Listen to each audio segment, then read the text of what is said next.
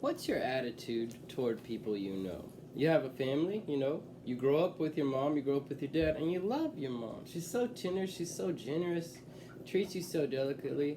But then as a mother, she's got to discipline you. And then sometimes your attitude changes and you don't like her at all for that second. Same with your dad. Man, my dad took me fishing, he bought me some new clothes. Then my dad spanked me because I smarted off to him about taking out the trash. So now my attitude's really changed about my dad. So how can we maintain a better attitude? Well, look at Saul's attitude toward David and how it changes. In 1 Samuel 16, it says that 1 Samuel 16:21, it says, David came to Saul and entered his service. Saul liked him very much, and David became one of his armor bearers. Then Saul sent word to Jesse, saying, allow David to remain in my service, for I am well pleased with him. And then the Spirit of God came upon Saul, and he would take his harp and play. And when David played, relief would come to Saul, and he would feel better.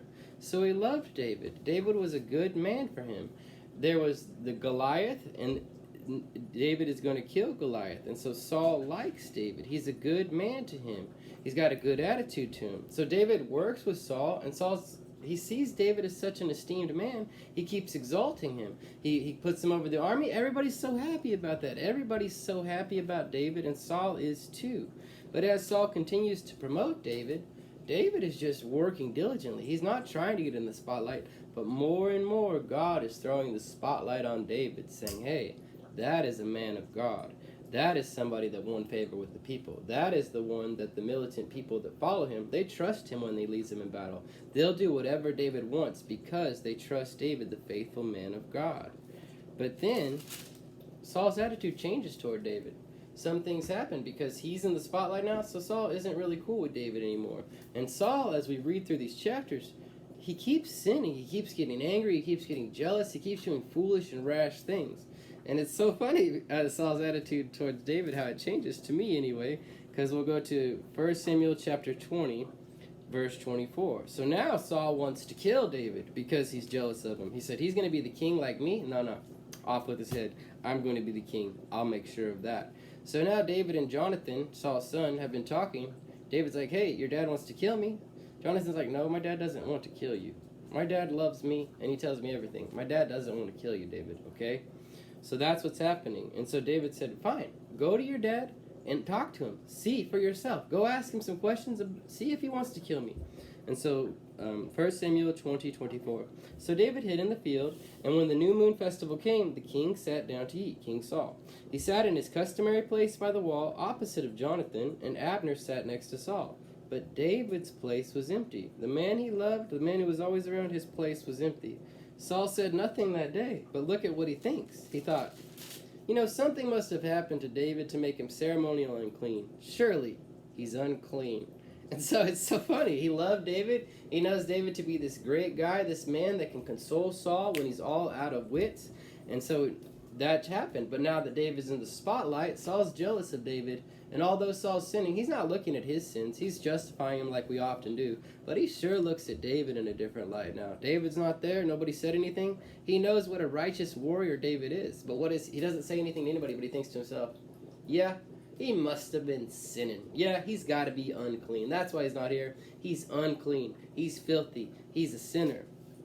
And guess what? We all are. Guess what? We all have sinned. Guess what? None of us is sinless because we're not in heaven yet and we haven't made it yet.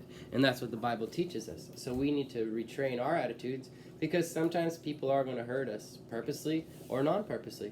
Sometimes people are going to do things that rub us the wrong way. Sometimes we'll just be too tired, too overworked, too stressed out, consumed with other things, and our mind's not in the right place. So we start having a different attitude towards people.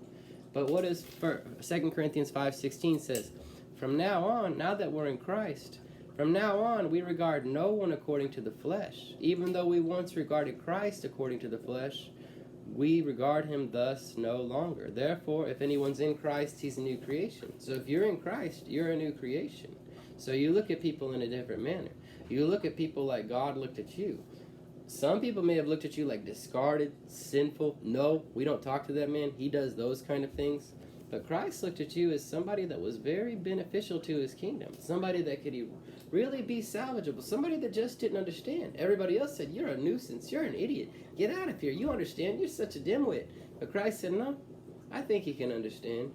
And he took us all in, and he trained us in his way. And so now we might see people, and our attitudes might change against them. But we've got to harness our thoughts and make sure our attitude is good, so we don't look at them according to the flesh. We don't foolishly judge them like Saul. Oh, he's not here? Must be clean. Oh, yeah, brother or sister so-and-so, they didn't come to church Sunday? Must be in sin again, something like that. And so we've got to put on that attitude of Christ. We've got to humble ourselves and exalt others. That's what Christ says to do, and that's what Jesus Christ did anyway.